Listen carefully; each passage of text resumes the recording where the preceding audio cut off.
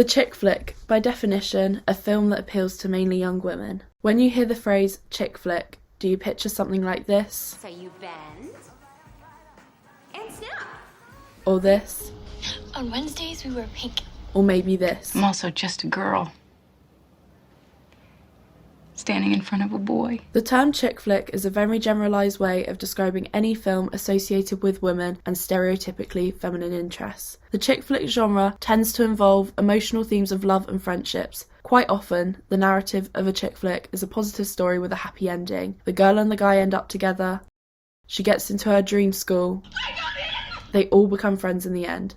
But possibly the most common factor of films corralled into the chick flick genre is the use of a female protagonist. So why aren't chick flicks respected within the film industry? The most obvious answer to this question is that the film industry is male-dominated. There is such an overpowering amount of men in above-the-line roles that any film that does not involve a male protagonist or a male-driven cast goes against the norm. Even in 2020, equality between men and women in the film industry is still very imbalanced. According to the Centre for the Study of Women in Television and Film, the percentage of top-grossing films with female protagonists dropped dramatically from 40% in 2019 to 29% in 2020. Male-driven films are marketed to every audience. There is a stigma that female-driven films should be avoided by men, and therefore films with a female protagonist are all branded chick flicks, despite differing genre conventions. Have you ever noticed that movies aimed at guys are just movies, and movies aimed at women are chick flicks? But perhaps another explanation for why chick flicks are looked down upon is the toxic masculinity of the patriarchal society we live in.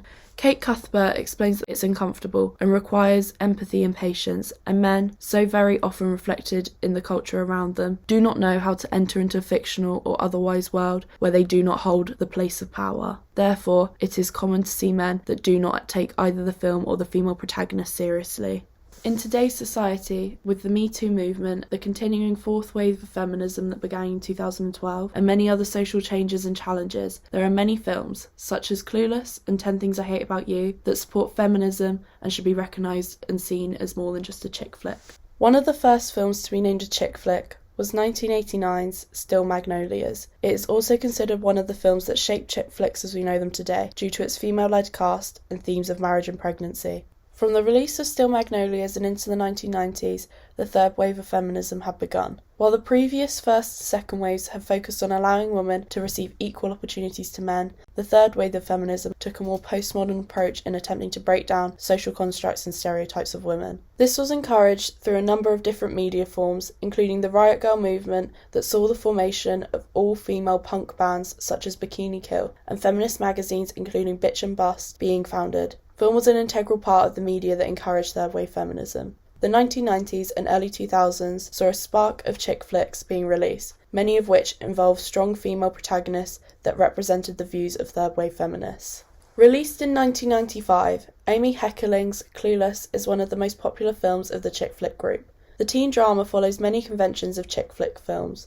Like many similar films from the 1990s, Clueless uses its female characters to represent the views of third-wave feminism. One way that this is done is through the use of the female gaze. In contrast to Laura Mulvey's theory of the male gaze that suggests that in a world ordered by sexual imbalance, pleasure in looking has been split between the active male and passive female. Clueless is more female-driven than many films. The female gaze is used to represent women from both the audience and filmmaker's perspective. The female gaze in Clueless is used to reveal more about the female character's personality traits and behaviours. We regularly see Cher shot at long shots and medium long shots, and rather than sexualising her body, these shots allow the audience to view her outfits. We see throughout the film that Cher's fashion is an integral part of her identity. Cher and her friends show their enjoyment in stereotypically feminine activities, such as fashionable clothing, hair and makeup.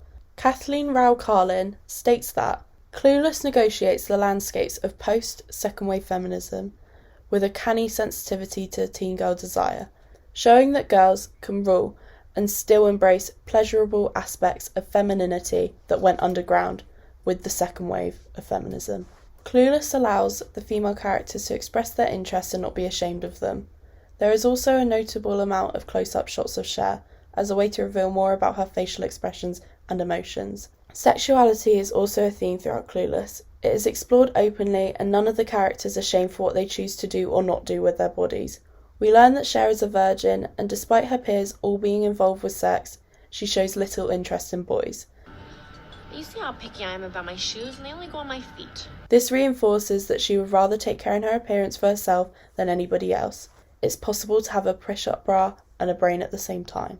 In 1999, Gil Younger's 10 Things I Hate About You was released. This was a film that explored feminism in an even less subtle way than Clueless had. While Cher in Clueless is represented as a girly girl who enjoys stereotypically feminine things like beauty and fashion, Kat, the protagonist in 10 Things I Hate About You, is represented very differently. 10 Things I Hate About You uses binary opposition throughout the film to explore how women can be interested in what they want without being shamed for it. Kat and her sister, Bianca, particularly, are represented to be the opposite of each other. Kat is a soccer-playing, active feminist who finds traditions such as the school dance ridiculous. The female gaze is also used throughout this film, as Kat is usually shot at medium shots or close-ups. This allows the audience to understand her more, as her interests are more to do with her beliefs on feminism rather than her appearance. Kat often wears dark-coloured clothing, very little makeup, and tied-back hairstyles. You don't always have to be who they want you to be, you know. She takes the approach of not caring what anyone thinks of her, and only doing things that she wants to, not what everyone else is doing. Sweating like a pig, actually, in yourself. She does not rely on male validation, so her feminist views remain the same despite her relationship status. This is evident when Kat shows that she is not afraid to speak out about what she believes in.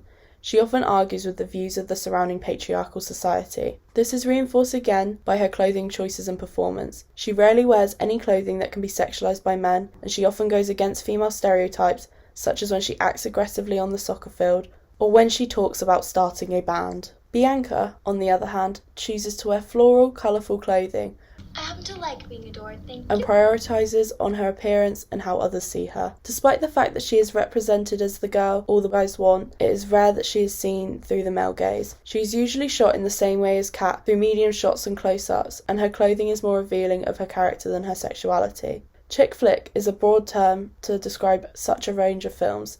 However, when I look deeper into the relations between 1990s chick flicks and third wave feminism, I believe it is important that films like Clueless and 10 Things I Hate About You, as well as other similar films such as Legally Blonde, are respected and taken more seriously. They demonstrate feminist beliefs and encourage women empowerment, particularly within the film industry.